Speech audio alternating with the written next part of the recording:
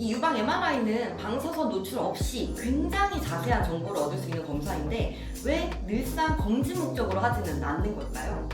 대학병원이 아닌 저처럼 이제 유방암 검진을 하고 진단을 내리는 게 주 업무인 1차 유방외과 진료실에서는 유방 MRI를 어떻게 활용하냐면요.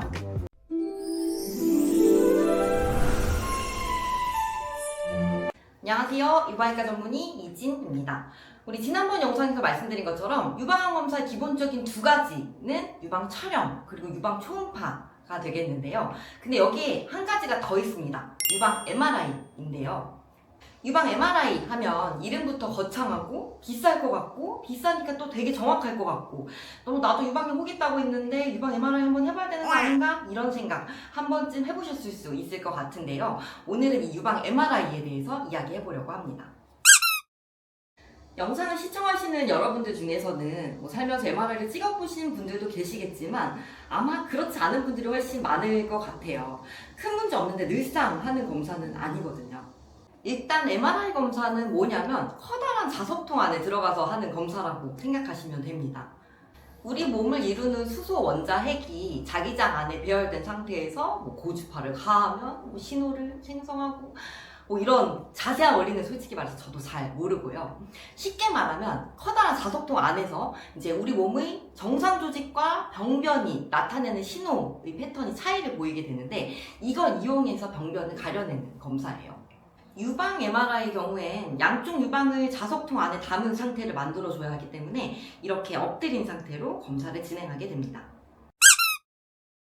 이 유방 MRI는 방사선 노출 없이 굉장히 자세한 정보를 얻을 수 있는 검사인데 왜 늘상 검진 목적으로 하지는 않는 걸까요? 일단 비싸요. 유방 MRI를 반드시 해야만 하는 그런 정당한 이유가 없어서 의료보험 급여 적용이 되지 않는 경우라면 보통 50만 원 이상 하는 굉장히 고비용의 검사입니다. 다음, 환자가 힘들어요. 시끄러운 자석통 안에서 저렇게 엎드린 채로 30분 이상을 버텨야 하는 검사이기 때문에 절대 쉽지는 않은 검사이고요. 만약 이제 폐쇄공포증까지 있는 분이다라고 하면 시도도 못하게 되는 경우가 많습니다. 무엇보다도 가장 중요한 점은 너무 예민한 검사라는 거예요. 쉽게 비유를 해보면 아주 예민한 화재 경보기랑도 비슷해서 정말 불이 났을 때만 울리는 게 아니라 라방물 끓이다가도 이상이 있다고 막 울려버리는 거죠. 이걸 다시 유방 검사 상황으로 가져와 보면 사실은 그렇게 악성 가능성이 높지 않은 그냥 착한 양성 혹일 뿐인데 이제 유방 MRI에서는 다 이상이 있다고 찾아내 버리는 거예요. 이런 이유로 유방 MRI를 검진 목적으로 늘상 하지는 않는 겁니다. 일반 인구에서 유방암에 대한 평생 위험도를 12% 정도로 보게 되는데요. 유방암에 대한 평생 위험도가 20에서 25% 이상의 고위험군 환자들에서 이제 검진 목적으로 유방 MRI를 시행하게 됩니다. 이런 식으로 유방암에 대한 위험도를 높이는 요인들로는 유방암에 대한 가족력이라던가 브라카 유전자 변이 그리고 또 조직검사에서 위험한 병변이 진단되었다던가 이런 상황들이 있을 수 있겠고요. 두 번째로는 유방암이 이미 진단된 환자에서 수술 전에 병변의 범위를 확인하고 정확한 병기 설정을 하기 위해 유방 MRI를 시행하게 됩니다.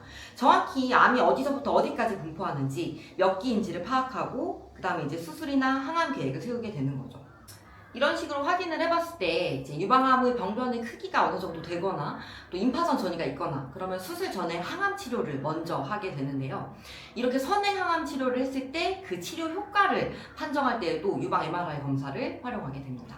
마지막으로는 유방 성형하신 분들 보형물 파손 확인 목적으로 하게 되는 검사가 유방 MRI입니다.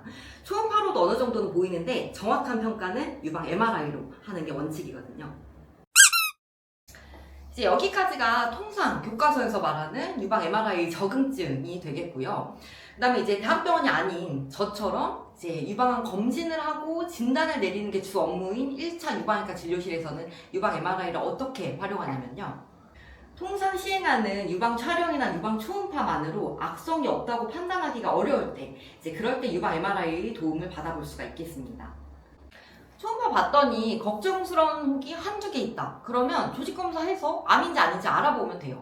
근데 이제 이런 분들이 있어요. 초음파 봤더니 양쪽 유방에 혹이 수십 개가 있는데 이게 다 무릎은 아니고 다들 조금씩 걱정스럽게 생겼어. 이제 이럴 때는 그 혹들을 다 조직검사를 해볼 수도 없고 어디를 조직검사를 하는 게 좋을지 이거조차도 굉장히 어려울 때가 있거든요.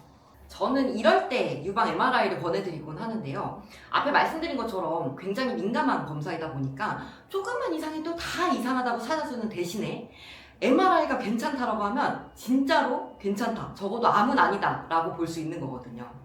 이제 이럴 때 유방 MRI 찍어보면 그 많은 혹들에 대해서 하나하나 이제 객관적인 시그널 그래프가 그려지게 됩니다. 그럼 이제 이 그래프를 분석해서 정말로 괜찮은 혹들과 약간 위험성이 있어 보이는 혹들이 구분이 되고, 그 많은 혹들 중 어디를 조직 검사해보고 넘어가는 게 좋을지 결정하는데 큰 도움을 받게 됩니다. 제 경우엔 유방 MRI를 이런 식으로 활용을 하는데요. 이렇게 유방외과 의사가 초음파를 봤더니 의심스러운 병변이 너무 많아서 악성 여부를 배제하기가 어렵다고 판단을 해서 유방 MRI를 의뢰하게 되면 그때는 의료보험 급여 적용이 되기 때문에 본인 부담금 20만 원 정도로 검사를 진행할 수가 있습니다. 유방 MRI 굉장히 좋은 검사이지만 비용이나 검사의 예민한 정도 이런 것들로 봤을 때 누구에게나 루틴으로 필요한 검사라고 보기는 어렵겠고요. 다만 이제 상황에 맞게 잘 활용하는 것이 중요하겠다라고 정리해 볼 수 있겠습니다.